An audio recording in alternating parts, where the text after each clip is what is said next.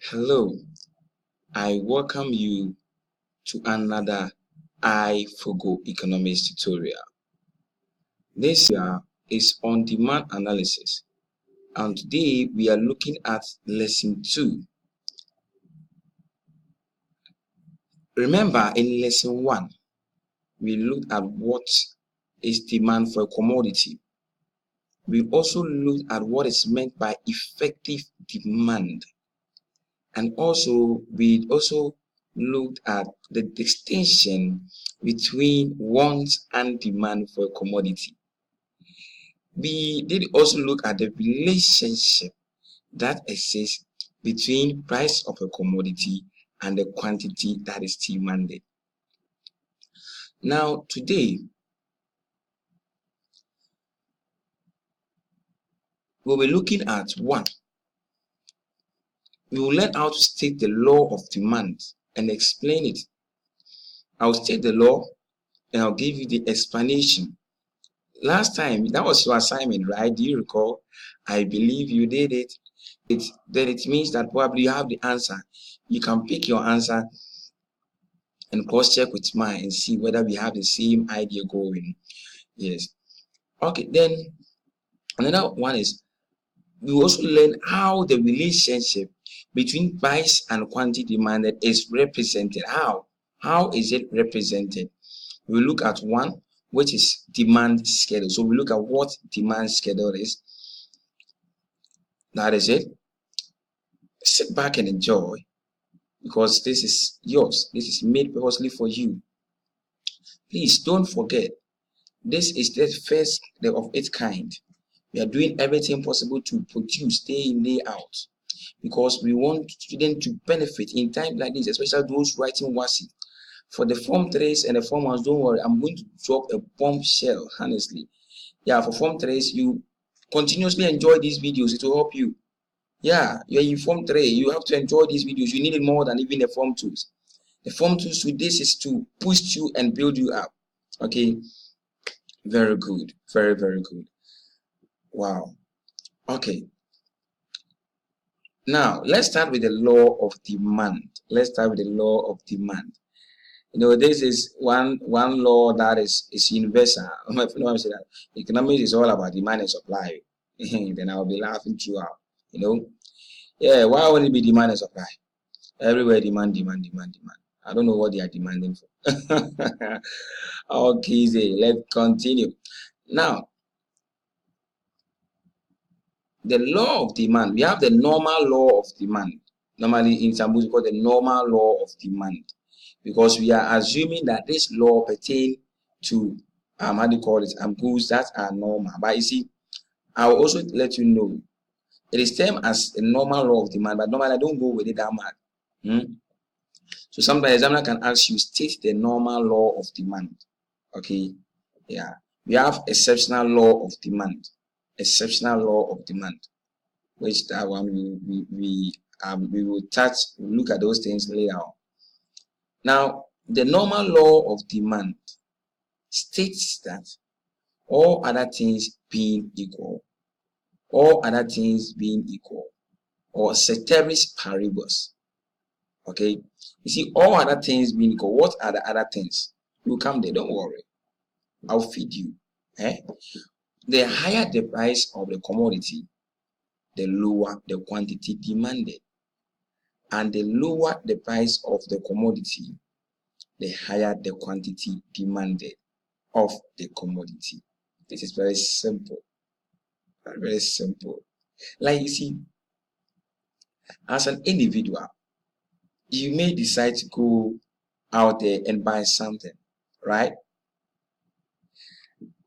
Now, it is normally expected, that when the thing is cheaper, the price is lower, we expect you to buy more.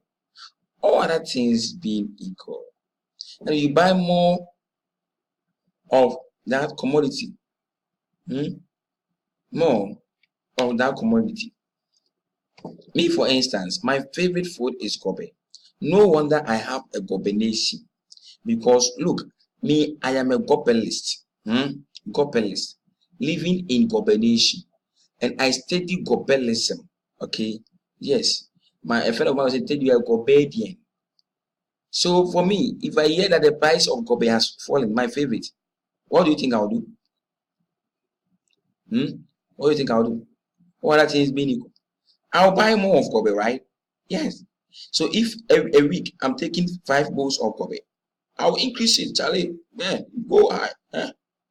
Because if the thing has increased, why will I sit back? I will chop more Gobe. And Gobe is garbage. See, when I was in tech, I draw Gobe. Massa, that I draw Gobe, they no wonder Conti people, they even want to build a statue for Adjo Gobe. Gobe, so you know, like, it's a very, very, very, very nice Gobe. Sometimes I even go back to tech and go and consume some fuel and come back. But if the price of Gobe goes up, Gobe becomes expensive. So all other things being equal, it is expected of the consumer to buy less. Charlie, if you increase the price of Gobe, you kill me. Please don't increase the price of Gobe. Yeah, I won't go with you. I will not accept that. Yeah. So when we say all other things being equal, it means other factors that influence the demand for the commodity, that influence the consumer purchasing of that commodity, is held what? Constant as they are.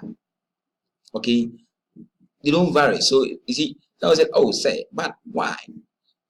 What if price increases, but my income also increases? It will compensate. Yes, yes, because something compensation but variation. I don't want to hit on those things. Listen, that is why all other things must be equal. Yes, all other things must be equal.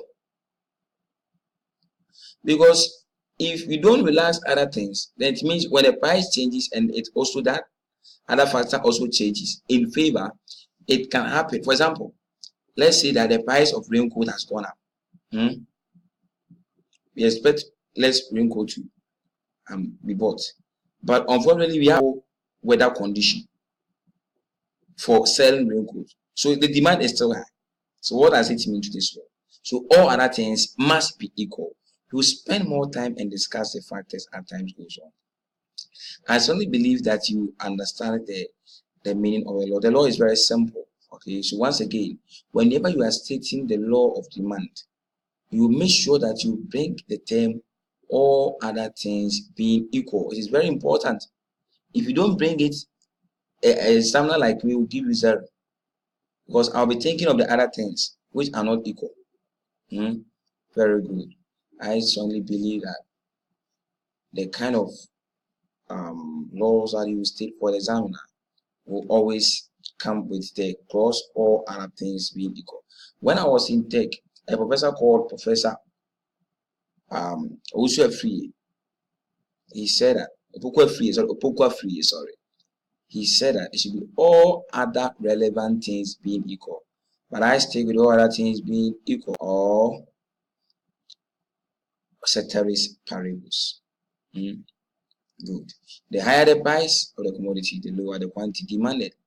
And the lower the price of the commodity, the higher the quantity demanded of the commodity. You can always pause the video, take your time, go back and listen again. Okay, now let's move on. Now let's look at the representation of the relationship between price and quantity demand. How do you represent it? Law of demand is a verbal statement, okay? A verbal statement based on assumption, which establishes the relationship that exists between price of a commodity and quantity demanded. So we can represent the relationship verbally. So and we say that there's an inverse, indirect, or negative relationship between price of the commodity and quantity demanded from earlier. Now, there are 3 ways of representing the inverse relationship between price of a commodity and the quantity demanded. There are 3 ways. First one is the demand schedule, which we'll be looking at shortly, or the tabular form. Second one is the demand curve, which is a graphical form. The fourth one is the demand function, which is the mathematical form or the equation form. Okay, let's move on. Now, for today, we will concentrate on the demand schedule because demand curve and demand function is quite involving. So in our lesson 3, we will tackle only demand curve and demand function. Possibly, I may even wish I will look at only demand curve, but we'll look at the demand curve and the demand function together and explain some few things. Okay, good. What a day. Yes, let's project to the future and look at demand schedule. Hola, that's it. It's a tabular form. Let's define demand schedule. You see, a schedule is like a list. Let me hide this for now. A schedule is like a list. A list.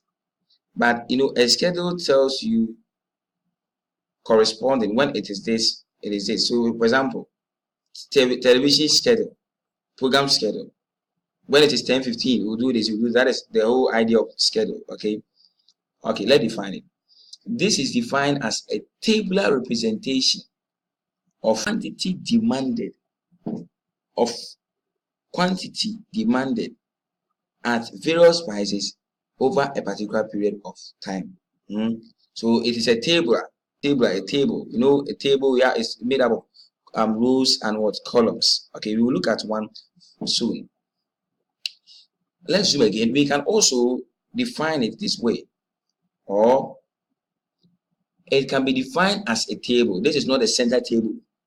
This is the mathematical table, which shows the relationship between various prices and quantity demanded of a commodity over a period of time. Please, you can always pause to look at the definition again. Good. Let's look at a typical example. Okay. The table below is a demand schedule for gobe. Gobe, my favorite, gobe. Beans and gari and oil with pepper. Charlie, Ghanaians here. No wonder the white they say we eat too much. Me, Charlie, I be black, so I chop black things. Hey, sorry. Okay, so you see, this is a table. One feature of a good table is that it must always have a title. So you see, the title is the table is below is what demand schedule for gobe, gari and beans, and pepper, and then whatever. Nice. Now, price is in Ghana cedis. The quantity is in bowls. Now, this demand schedule is a typical demand schedule of tokufusu for a whole week. When the price is 2 Ghana cedis, I'll buy 12 bowls in a week. You can ask a woman who sells gobe at Assemblies of God Senior High School.